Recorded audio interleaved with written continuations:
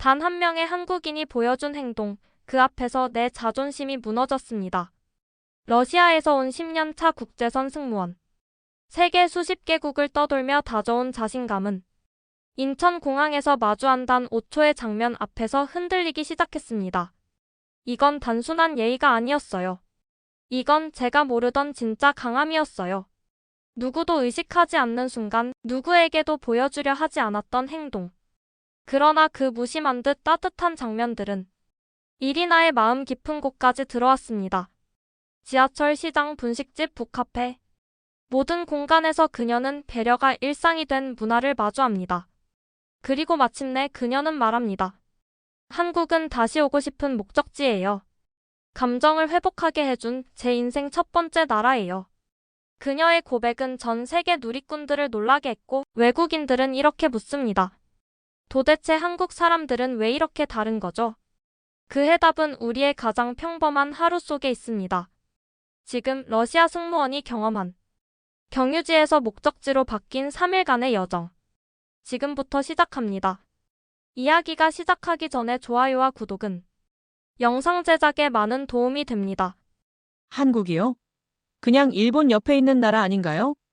이 말은 러시아 모스크바 출신의 국제선 승무원 이리나가 인천행 비행기를 타기 전 동료에게 툭 던진 말이었습니다. 그녀에게 한국은 그저 스쳐 지나가는 경유지일 뿐 아무런 감정도 기대도 없는 나라였습니다. 항공 승무원이라는 직업 특성상 수많은 나라를 짧게 스치듯 오가는 삶. 매일 전 세계의 하늘을 떠다니며 각국의 공항을 거쳐가는 이리나에게 한 나라란 감정을 두고 머무를 곳이 아니었습니다. 그저 체크인과 체크아웃의 반복, 기내식 메뉴와 시차 적응, 그리고 일상의 탈진뿐이었습니다. 원래 그녀의 항공 스케줄은 곧바로 토론토로 향하는 여정이었으나 항공사 내부 사정으로 인해 인천에서 2박 3일을 체류하게 되었습니다. 예정에 없던 일정 변경은 그녀에게 일종의 스트레스였습니다. 더구나 토론토에는 과거 사랑했던 사람이 있었습니다. 그 사람과의 재회를 기대하던 찰나, 전날 도착한 메신저 한 통. 이제 연락하지 말아줘. 널 보면 그때의 내 감정이 괴로워. 그 말 한 줄에 모든 것이 끝났음을 직감한 그녀는 공항 라운지에서 20분 동안 휴대폰을 내려놓지 못했습니다. 전 세계를 돌며 다양한 이별을 보았지만 자기 자신에게 그 차례가 오리라고는 생각지 못했던 것입니다. 게다가 모스크바에 남아있는 가족과도 몇 달째 연락이 끊긴 상태. 아버지는 권위적이었고 어머니는 늘 아버지의 눈치를 보며 딸의 삶에 개입하지 않았습니다. 이리나는 어릴 적부터 공항과 비행기를 동경하며 언젠가 자신만의 공간을 찾을 수 있으리라 믿었지만 지금 그녀는 어디에도 소속되지 않은 채 마치 목적지를 잃은 기내 수화물처럼 방황하고 있었습니다. 심지어 한국이라는 나라는 그녀의 마음을 전혀 설레게 하지 못했습니다. K-팝, BTS, 블랙핑크, 조카가 흥얼거릴 때 몇 번 들어본 이름일 뿐 이리나의 삶에 어떤 감정도 건드리지 못했지요. 그녀에게 한국은 늘 일본 옆에 그저 그런 나라였습니다. 기술은 빠르지만 감정은 얕다. 인터넷에서 본 한 줄 평처럼 그녀는 한국을 마치 속도만 빠르고 정없는 나라라고 여겼습니다. 출발 준비를 하며 동료 승무원에게 털어놓은 말도 그런 맥락이었습니다. 그냥 하룻밤 자고 가는 나라야. 난 공항 근처에서 나오지도 않을 거야. 방에서 쉬다가 바로 다음 비행 타면 그만이지. 그녀는 인천에 도착하자마자 빠르게 호텔 체크인을 마치고 침대에 몸을 던졌습니다. 도시의 풍경을 보려는 호기심도 길거리 음식을 먹어보려는 시도도 없이 말이죠. 창문 너머로 펼쳐진 낮은 건물과 정돈된 거리, 먼 하늘에서 떨어지는 봄비는 그녀의 마음에 아무런 감흥을 주지 못했습니다. 텔레비전에서는 익숙하지 않은 언어로 광고가 나오고 스마트폰에는 자동으로 한글 자막이 뜨지만 그녀는 모든 것을 외면한 채 커튼을 닫아버렸습니다. 그저 쉬었다가 떠나는 나라, 그저 일본 옆의 작은 나라, 그저 정없는 나라. 그렇게 그녀는 자신도 모르게 선입견이라는 커튼을 내리고 잠에 들었습니다. 그러나 그 다음 날 아침, 이리나는 인천국제공항 화장실에서 아주 작은 어긋남을 마주합니다. 그 순간 그녀는 조금씩 생각을 바꾸게 됩니다. 모든 것은 그 청년의 인사 한마디에서 시작되었습니다. 아침 7시 15분. 시차 때문에 일찍 깨어버린 이리나는 어쩔 수 없이 몸을 일으켰습니다.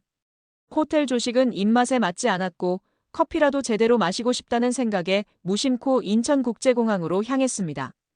비행 일정도 없고 단지 그 거대한 공간이 그녀에게 약간의 익숙함과 안정감을 주기 때문이었습니다. 출국장 근처 카페에서 커피를 주문한 뒤 그녀는 천천히 주변을 걷기 시작했습니다.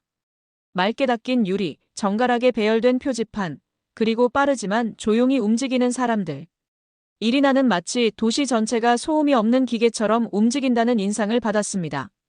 하지만 진짜 충격은 그 다음 순간에 다가왔습니다. 화장실에 들어서던 찰나 한 청년이 화장실을 막 닦고 있던 청소 아주머니에게 다정하게 인사를 건넸습니다.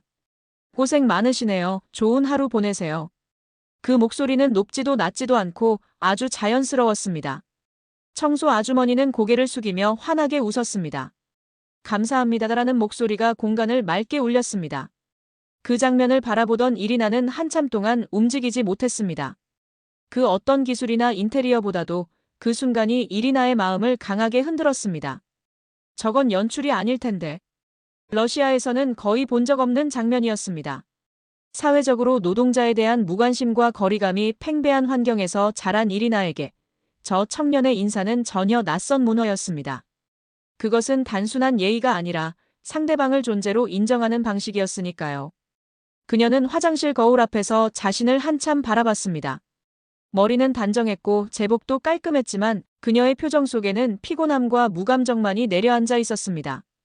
청소 아주머니의 미소와 청년의 인사는 단숨에 그녀의 방어벽을 스며들듯 흔들어 놓았습니다. 커튼을 닫았던 감정의 창이 그 순간 아주 조금 열리기 시작했습니다. 공항에서의 작은 인사 한마디는 단지 우연한 사건이 아니었습니다. 이리나는 그날 밤 호텔로 돌아가서도 그 장면이 머릿속을 떠나지 않았습니다. 그 청년의 인사는 너무도 자연스러웠고 아무런 데가 없이 건넨 진심 같았습니다. 그리고 그 작은 진심이 이리나의 마음에 조용한 파문을 일으켰습니다. 그 다음 날 그녀는 마음을 조금 열기로 결심했습니다. 짧은 시간이지만 단지 호텔방 안에만 있기엔 뭔가 손해보는 기분이 들었기 때문이었죠. 그녀는 스마트폰을 켜고 가장 가까운 서울 시내를 검색해 보았습니다. 서울역, 남대문시장, 명동. 생소한 이름들 사이에서 그녀는 무작정 지하철을 타기로 결정했습니다. 지하철역으로 향하는 길, 이리나는 처음부터 약간의 문화적 충격을 받았습니다. 모든 것이 예상보다 질서정연했습니다. 표지판은 다국어로 친절히 설명되어 있었고 발자국 표시까지 바닥에 정렬되어 있었습니다. 승강장에서는 아무도 큰 소리로 통화하지 않았고 줄은 흐트러짐 없이 유지되고 있었습니다. 정차한 열차의 문이 열리자 사람들은 한 발짝 뒤로 물러서서 내리는 승객을 먼저 배려했습니다. 그녀는 잠시 멈춰서 그 장면을 바라보며 속으로 중얼거렸습니다. 이건 대단한데? 열차 안으로 들어가자 노약 좌석이 눈에 들어왔습니다. 몇 개의 자리는 비어 있었지만 아무도 앉지 않았습니다. 모든 승객은 조용히 자신의 스마트폰을 보거나 책을 읽고 있었고 음악 소리 하나 새어나오지 않았습니다. 그 순간 이리나는 마치 하나의 정돈된 사회 시스템 속에 들어와 있다는 느낌을 받았습니다. 사람들이 규칙을 지키는 것을 억지로 강요당하는 게 아니라 자연스럽게 몸에 배어 있는 듯한 분위기였습니다. 그러던 중 한 장면이 눈에 들어왔습니다. 앞자리에 앉아있던 중년 남성이 무심코 아이와 부딪히자 그는 즉시 일어나 무릎을 굽히고 말했습니다. 안 다쳤어요? 미안해요. 그 아이의 부모는 고개를 끄덕이며 감사의 인사를 전했고 남성은 아이의 눈높이에 맞춰 손을 흔들며 미소를 지었습니다. 그 모습을 바라보던 이리나는 순간 숨을 멈췄습니다. 러시아에서는 거의 본 적 없는 장면이었습니다. 자신보다 어린 사람에게 그것도 공공장소에서 무릎을 꿇고 진심으로 사과하는 어른. 그건 그녀가 익숙하지 않았던 아주 다르게 살아가는 문화였습니다. 그날 저녁 호텔에 돌아온 이리나는 프론트에 들러 방 열쇠를 받으려 했습니다. 그런데 직원이 갑자기 러시아어로 인사했습니다. 스파시바, 마담 이리나. 그녀는 멈칫하며 물었습니다. 저를 기억하세요? 직원은 웃으며 말했습니다. 첫날 여권 확인하면서 외국인 승객 중 러시아분은 마담 한 분뿐이셨어요. 이름이 아름다워서 기억났어요. 그녀는 한참 동안 말을 잇지 못했습니다. 이름을 기억한다는 것, 그것은 단순한 친절이 아니라 그녀라는 존재를 기억해 주었다는 상징이었으니까요. 다음 날 아침, 이리나는 남대문 시장을 찾았습니다. 무작정 걷던 중 갑작스럽게 비가 쏟아졌고 그녀는 우산도 없이 길 한복판에 서 있었습니다. 그때 과일 가게 앞에 앉아있던 할머니가 천천히 일어나 그녀의 머리 위에 우산을 씌워주었습니다. 우리 가게 안에 잠깐 피하세요. 비 금방 그칠 거예요. 그녀는 얼떨결에 가게 안으로 들어갔고 할머니는 딸기 하나를 건네며 말했습니다. 외국분이시죠? 이거 서비스예요. 먼 데서 오셨는데 비까지 맞으면 안 되잖아요. 그 순간 이리나는 입술을 꽉 깨물었습니다. 이런 따뜻함은 너무 낯설고도 아름다웠습니다. 저녁에는 삼겹살집을 방문했습니다. 쌈을 싸먹는 방법을 몰라 어색하게 젓가락만 만지작거리던 그녀에게 식당 직원이 다가와 직접 상추에 고기, 마늘, 쌈장을 올려 건넸습니다. 이렇게 싸서 드시면 돼요. 맛있게 드세요. 그것은 단순한 식사 안내가 아니라 한 사회의 문화와 감정을 나누는 진심 어린 초대처럼 느껴졌습니다. 거리에서는 또 다른 장면이 그녀를 감동시켰습니다. 작은 손수레를 언덕길에서 끌고 가던 노인을 보고 한 청년이 다가가 말없이 손수레를 밀어주기 시작했습니다. 이리나는 그 장면을 멀찍이 바라보다가 이 나라는 어떻게 사람과 사람이 이렇게 자연스럽게 연결되는 걸까 생각하지 않을 수 없었습니다. 그녀는 깨닫기 시작했습니다. 한국이라는 나라는 단지 기술이나 도시 인프라가 발달한 곳이 아니었습니다. 사람이 사람을 바라보는 시선, 낯선 이에게 건네는 작은 배려와 존중이 문화처럼 흐르고 있었습니다. 그녀는 처음으로 이 짧은 여행이 단순한 경유지가 아닌 경험의 목적지가 될 수 있다는 것을 느끼기 시작했습니다. 그날 저녁, 이리나는 강남역 근처의 북카페를 찾았습니다. 비행 일정이 없는 날은 늘 불안했기에 책이나 글자의 의지에 마음을 가라앉히는 습관이 있었죠. 조용한 공간, 그리고 잔잔한 재즈 음악. 그곳은 서울의 북적임과는 전혀 다른 분위기였습니다. 그녀는 한국도 이런 공간이 존재하는구나라는 생각에 약간 놀랐습니다. 카운터에 다가가 메뉴판을 살펴보던 그녀에게 직원이 천천히 말을 건넸습니다. 영어 괜찮으세요? 천천히 설명드릴게요. 그 말 한마디가 낯선 땅에서 그녀를 다시 사람으로 느끼게 해주었습니다. 그들은 커피 추천도 해주고 편하게 앉을 수 있는 자리까지 안내해 주었습니다. 외국분이시죠? 혼자 오셨으면 이 자리가 제일 조용해요. 여기 콘센트도 있고요. 그 말투에는 과장된 친절이 아닌 실제로 배려하고 있다는 뉘앙스가 묻어났습니다. 자리에 앉아 커피를 마시며 주변을 둘러보던 이리나는 옆 테이블에서 나누는 대화를 얼핏 듣게 되었습니다. 이번에 지하철에서 학생이 지갑 잃어버렸는데 어떤 분이 자기가 대신 충전해줬대. 요즘도 그런 분들 있구나 멋지다. 아주 일상적인 대화였지만 그 안엔 인간에 대한 신뢰가 자연스럽게 묻어나 있었습니다. 러시아에서라면 지갑을 주었다는 얘기만 들어도 사람들은 먼저 경계하고 의심하곤 했습니다. 하지만 이곳 사람들은 선한 일을 공유하며 그 가치를 나누고 있었습니다. 그날 밤 호텔로 돌아오는 길. 이리나는 편의점에 들러 물을 사러 갔습니다. 계산대 앞에서 카드를 꺼내려는 순간 앞에 서 있던 남성이 갑자기 돌아보며 말했습니다. 이거 제가 계산할게요. 그녀는 깜짝 놀라며 손사래를 쳤습니다. 제가 계산할게요. 하지만 남성은 웃으며 대답했습니다. 그냥 환영의 의미예요. 한국에 좋은 기억 있으시길. 그는 계산을 마치고 가게를 나서며 뒤돌아 인사했습니다. 편안한 밤 보내세요. 그날 이리나는 호텔방에서 한참을 멍하니 창밖을 바라보았습니다. 도시는 여전히 반짝이고 사람들은 분주했지만 그 안에 흐르는 감정의 온도가 분명 달랐습니다. 그녀는 생각했습니다. 이 나라는 사람을 먼저 보는구나. 그리고 나는 그동안 얼마나 많이 무뎌져 있었던 걸까. 그 순간 처음으로 이리나는 자신을 돌아보게 되었습니다. 지금껏 전 세계를 떠돌면서도 정작 사람과 마음을 보지 못했던 자신을 말입니다. 이 여정은 단순한 경유가 아니었습니다. 그녀는 이제 감정적으로도 새로운 목적지를 발견하고 있었던 것입니다. 강한 나라란 군사력보다 배려에서 시작되는 게 아닐까? 서울에서의 마지막 날 아침, 이리나는 창가에 앉아 천천히 커피를 마셨습니다. 지난 며칠간 서울에서 겪은 일들이 파노라마처럼 머릿속을 맴돌았습니다. 청소 노동자에게 인사하던 청년, 자리를 양보하고도 고개를 숙여 인사하던 노인, 이름을 기억해준 호텔 프론트 직원, 시장에서 우산을 씌워주던 과일 가게 할머니. 모든 장면이 따뜻한 잔상으로 남아 있었습니다.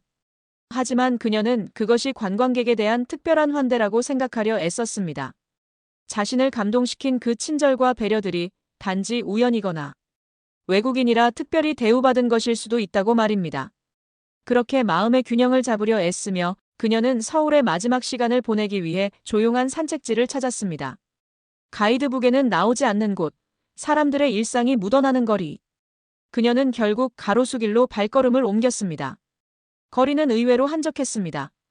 평일 오전이라 그런지 여유로운 공기 속에서 커피를 마시는 사람들, 아기와 산책을 나선 젊은 부부, 창밖을 멍하니 바라보는 노인이 도시의 소음과는 다른 리듬으로 하루를 살고 있었습니다. 그녀는 조용히 벤치에 앉아 노트를 펼쳤습니다. 전 세계 도시들의 이름이 적혀 있는 여행 기록. 도쿄 깔끔하지만 차가움. 토론토 익숙하지만 외로움. 그리고 그 아래, 서울. 빈칸은 여전히 그녀의 머뭇거림을 보여주고 있었습니다. 그 순간 옆에 있는 작은 떡볶이 가게에서 풍기는 고소하고 매콤한 냄새가 그녀의 시선을 끌었습니다. 떡볶이 한국의 전통 길거리 음식이라던데. 그녀는 가게 안을 들여다보았습니다. 낡은 간판, 오래된 테이블, 벽에 붙은 메뉴판. 그 모든 것이 세련된 호텔이나 대형 쇼핑몰과는 전혀 다른 진짜 생활이 있는 공간처럼 느껴졌습니다. 떡볶이요? 그게 매운 거죠? 주문을 고민하던 그녀는 조심스레 물었고 가게 아주머니는 활짝 웃으며 대답했습니다. 조금 매워요. 근데 달기도 하고 중독성 있어요. 한번 드셔보세요. 그녀는 떡볶이와 김밥을 주문하며 자리에 앉았습니다. 가게 안에는 노부부가 나란히 앉아 조용히 식사를 하고 있었고 중학생으로 보이는 아이 셋이 서로를 밀치며 웃고 떠들고 있었습니다. 그 시끌벅적함조차 어쩐지 마음을 안정시켜주는 것처럼 느껴졌습니다. 음식이 나오고 몇 젓가락을 먹던 그녀는 생각보다 강한 매운맛에 기침을 했습니다. 물컵을 찾던 그녀에게 가게 아주머니가 다가와 작은 종이컵에 우유를 따라 건넸습니다. 이거 마셔요. 매운 거 처음 드시는 것 같은데 이게 제일 효과 있어요. 그녀는 순간 놀라며 컵을 받아들었습니다. 어떤 나라에서 어떤 식당에서 이렇게까지 사소한 감정을 배려받은 기억이 있었던가. 그 우유 한 잔은 단지 매운맛을 가라앉히는 기능이 아니었습니다. 그것은 아주 오래전 그녀가 잊고 지낸 감정 하나를 꺼내주는 열쇠 같았습니다. 이리나는 문득 유년 시절 학교에서 친구와 싸운 날 눈물 흘리며 돌아온 자신에게 엄마가 조용히 건네던 따뜻한 우유 한 잔이 떠올랐습니다. 그 따뜻함, 그 눈빛, 그 손길. 그녀는 언제부터 그런 감정을 멀리하게 되었을까요? 승무원으로서 세계를 떠돌면서도 감정은 늘 전문성이라는 이름 아래 눌러 담아야 했습니다. 비행기 안에서 울지 말 것. 감정 표현은 절제할 것. 미소는 의무일 것. 하지만 지금 서울의 작은 분식집 안에서 그녀는 그 모든 무장을 내려놓고 있었습니다. 그날 밤 호텔로 돌아가는 길에 청소 아주머니와 마주쳤습니다. 며칠 전에도 봤던 그 아주머니는 그녀를 보자 웃으며 먼저 인사를 건넸습니다. 아, 오늘은 기분 좋아 보이네요. 그녀는 멈춰서 처음으로 진심을 담아 고개를 숙였습니다. 정말요? 덕분이에요. 그리고 잠시 후 조심스레 말을 덧붙였습니다. 며칠 전 인사받는 걸 보고 마음이 흔들렸어요. 청소 아주머니는 무슨 말인지 모르겠다는 표정으로 웃었지만 그 미소 안에는 세상을 가볍게 만들어주는 따뜻한 힘이 담겨 있었습니다. 그녀는 그날 밤 여행 노트에 빈칸을 채웠습니다. 서울 감정을 회복하게 해준 첫 도시. 사람이 사람을 먼저 바라보는 나라. 그날 밤 이리나는 서울의 마지막 밤을 그냥 보내고 싶지 않았습니다. 호텔 방 안에서 조용히 짐을 정리하던 중 테이블 위에 놓인 작은 메모지 한 장이 눈에 들어왔습니다. 서울 야경이 보고 싶다면 남산타워를 추천드려요. 며칠 전 프론트 직원이 건넨 메모였습니다. 그녀는 문득 그 글귀가 마음에 남았던 걸 떠올렸습니다. 그래, 한번 가보자. 서울이라는 도시와 마지막으로 눈을 마주치는 시간이 될지도 모르니까. 그녀는 택시를 타고 남산으로 향했습니다. 산책로에 들어서자 봄밤의 서늘한 바람이 볼을 스쳤고 도시의 불빛들이 아래로 길게 펼쳐지기 시작했습니다. 전망대에 올라 마주한 서울의 야경은 낯선 도시의 풍경이 아니라 이제는 감정이 얽힌 장소처럼 느껴졌습니다. 한 사람, 한 사람의 삶이 모여 빚어낸 불빛들이 이리나에게 묵직한 위로로 다가왔습니다. 그녀는 손에 쥔 여행 노트를 다시 펼쳤습니다. 서울 감정을 회복하게 해준 첫 도시.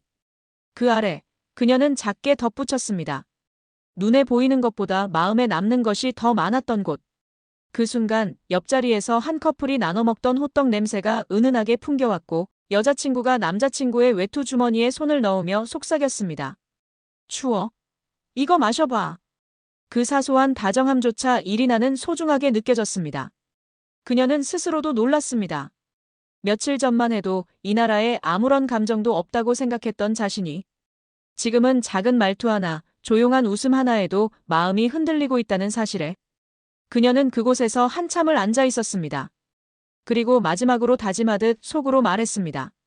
한국은 더 이상 경유지가 아니야. 내 마음이 잠시 머물렀고 다시 살아난 곳이니까. 서울에서의 마지막 날이 밝았습니다. 이리나는 호텔 객실 안에서 잠시 앉아 마치 출근을 앞둔 사람처럼 정갈하게 하루를 준비하고 있었습니다. 그러나 마음은 어딘가 느슨했고 손끝은 쉽게 짐에 닿지 않았습니다. 출발 준비를 해야 한다는 이성적 판단과는 다르게 그녀의 내면 어딘가에선 아직 이 도시와의 이별을 준비하지 못하고 있었습니다. 하얀 커튼 사이로 스며드는 봄 햇살은 유난히 따뜻했고 전날 남산타워에서 보았던 야경이 여전히 눈앞을 맴돌고 있었습니다. 어느새 서울이라는 도시가 스쳐 지나가는 이름이 아닌 감정이 저장된 장소로 자리 잡은 것을 그녀는 느끼고 있었습니다. 짐을 싸는 도중 작은 종이 메모 한 장이 가방 밑에서 나왔습니다. 호텔 프론트 직원이 남겼던 짤막한 추천 문구였습니다. 서울에서의 마지막 날 야경 보시고 좋은 기억으로 남기세요. 그 메모조차 이제는 정보가 아닌 정서로 다가왔습니다. 그녀는 그 종이를 다시 조심스럽게 접어 여권 사이에 끼워 넣었습니다. 나중에 다시 펼쳐볼 날이 오겠지. 꼭. 체크아웃을 하러 로비로 내려갔을 때 청소 아주머니가 그녀를 알아보고 다가왔습니다. 이제 가시는 거예요? 이리나는 살짝 웃으며 고개를 끄덕였고 아주머니는 그녀의 손을 따뜻하게 잡아주었습니다. 한국에서 좋은 기억만 가져가세요. 돌아가서도 건강하시고요. 그 말에 이리나는 목이 메어 제대로 된 대답조차 하지 못했습니다. 눈으로 감사 인사를 전하듯 깊이 고개를 숙였습니다. 그 순간 아주머니의 손에 쥐어진 따뜻함이 마치 이 도시 전체의 온기처럼 느껴졌습니다. 공항버스에 올라타고 도심을 빠져나가는 동안 창밖 풍경이 파노라마처럼 스쳐 지나갔습니다. 그녀는 다시금 며칠간의 장면들을 꺼내보았습니다. 시장 골목 어귀에서 우산을 씌워주던 할머니, 삼겹살집에서 쌈을 싸서 건네주던 식당 아주머니, 지하철에서 자리를 양보한 뒤 두 손으로 인사하던 노인. 심지어 처음 인천공항에서 마주쳤던 청소 노동자에게 고생 많으십니다라고 말하던 청년의 목소리까지 또렷이 떠올랐습니다. 그 순간 깨달았습니다. 내가 받은 건 단지 친절이 아니었어. 이건 존중이고 문화였어. 도착하자마자 올려다봤던 회색 도시가 지금은 따뜻한 색감으로 마음속에 물들어 있었습니다. 인천공항에 도착한 이리나는 여느 때처럼 체크인과 보안 검색을 빠르게 통과했지만 기분은 어쩐지 비행보다 이별에 가까웠습니다. 면세점을 둘러보다 전통 공예품 매장에서 그녀의 시선이 멈췄습니다. 작고 둥근 금속 열쇠고리. 섬세하게 새겨진 전통 문양이 그 어떤 보석보다도 빛나 보였습니다. 그녀는 그것을 손에 쥐며 생각했습니다. 이건 한국에서 나를 다시 꺼내준 기억의 증표야. 이건 그저 소품이 아니라 내가 다시 살아난 감정의 시작이야. 그 열쇠고리를 조용히 구입한 뒤 가방 안제일 깊은 곳에 넣으며 한 번 더 꺼내 조심스럽게 쓰다듬었습니다. 아무도 보지 않는 자리였지만 그녀는 마음속으로 한국이라는 이름을 가만히 불러보았습니다. 고마워요. 탑승 게이트 근처. 비행기 출발까지 남은 시간 동안 그녀는 여행 노트의 마지막 페이지를 천천히 펼쳤습니다. 서울의 일정을 하루씩 복기하듯 다시 읽은 뒤 맨 마지막 줄에 펜을 꺼내 적었습니다. 이건 단순한 여행이 아니었다. 이건 나를 다시 꺼내준 시간이었다. 한국은 더 이상 경유지가 아니다. 다시 오고 싶은 목적지, 그리고 언젠가 배워야 할 정서가 있는 나라다. 탑승 안내방송이 울리고 줄지어 비행기에 오르는 발걸음 사이에서 그녀는 천천히 몸을 일으켰습니다. 좌석에 앉은 후 창밖을 바라보며 하늘 위로 올라가는 감각 속에서도 그녀는 묘한 고요함을 느꼈습니다. 서울이 점점 작아지고 구름이 도시를 덮기 시작했지만 그녀의 가슴 안에는 오히려 점점 더 커지는 도시가 자리 잡고 있었습니다. 이리나는 속으로 다짐했습니다. 반드시 다시 오리라. 그땐 혼자 오지 않겠다. 내가 느낀 이 감정을 누군가와 함께 나누기 위해서. 그녀는 가만히 눈을 감았습니다. 한 도시가, 한 문화가, 그리고 그 속의 사람들이 한 사람의 감정을 어떻게 회복시키고 다시 살아가고 싶다는 의지를 품게 하는지를 이제는 온몸으로 이해하게 되었습니다. 오늘의 이야기는 여기까지입니다. 한때 한국은 그녀에게 그저 일본 옆에 스쳐가는 나라였습니다. 하지만 단 3일 만에 그녀의 시선은 완전히 바뀌었습니다. 무엇이 이 나라를 특별하게 만든 걸까요? 자원도 군사력도 아니었습니다. 말없이 건네는 우산 한 개, 쌈 하나, 그리고 이름을 기억하는 태도. 한국이 증명한 건 기술이 아니라 존중이었습니다. 경쟁이 아닌 배려, 속도가 아닌 깊이, 그리고 무엇보다 사람이 중심이 되는 사회였습니다. 이리나는 말합니다. 한국은 내 감정을 회복시켜준 첫 나라였어요. 이건 단순한 여행이 아니었어요. 이건 내가 다시 살아나는 시간이었어요. 이 이야기는 한 러시아 승무원의 고백이자 한국이라는 나라가 세상에 던진 조용한 선언입니다. 작은 배려가 한 사람의 삶을 바꿨습니다. 그리고 우리는 묻게 됩니다. 우리가 살아가는 이 일상 속에서 과연 나의 모습은 누구에게 어떤 기억으로 남을 것인가? 당신은 지금 누군가의 인생에서 경유지인가요? 아니면 목적지인가요? 이 이야기가 여러분께 작은 울림이 되었기를 진심으로 바랍니다. 다음 이야기에선 또 어떤 한국의 모습이 펼쳐질까요? 한국을 향한 여정은 계속됩니다. 구독과 좋아요 잊지 마시고요. 다음 영상에서도 세상을 뒤흔드는 또 하나의 이야기로 찾아오겠습니다. 감사합니다.